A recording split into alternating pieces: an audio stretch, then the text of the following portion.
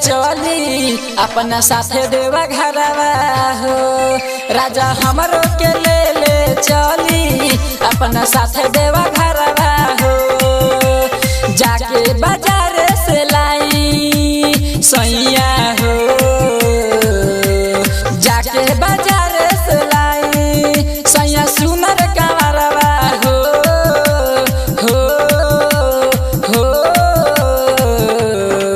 सैया हमरो के ले चली अपना साथे देवा घरवा हो। राजा हमरो के ले चली अपना साथे देवा घरवा हो।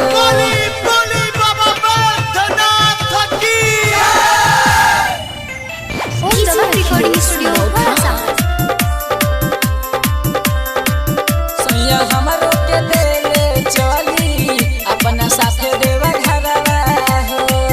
अपना साथे देवा घरवा सुल्तानगंज से पिया जलवा उठाई, साथे साथे रौरा भोला जी पर जलवा चढ़ाई। सुल्तानगंज से पिया जलवा उठाई, साथे साथे रौरा भोला जी पर जलवा चढ़ाई। हंसी खुशी से सैया सो देवा घर घुमा दी हो।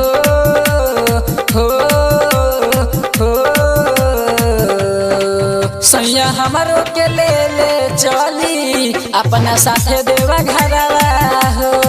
सैया हमरो के ले चली अपना साथे देवा घरवा हो।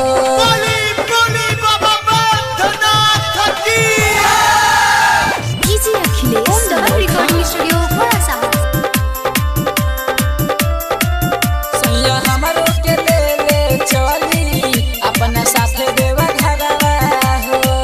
अपना साथे गेनी दीवाना सैया मांगली कहानावा, देवा घर घुमा दिए सो बाटे हमर लाला सा।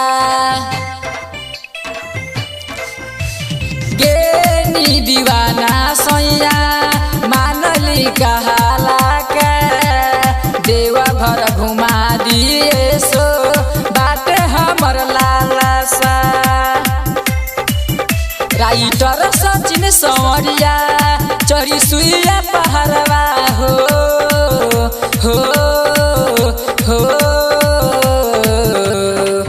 सैया हमरो के ले चली अपना साथे देवा घरवा हो।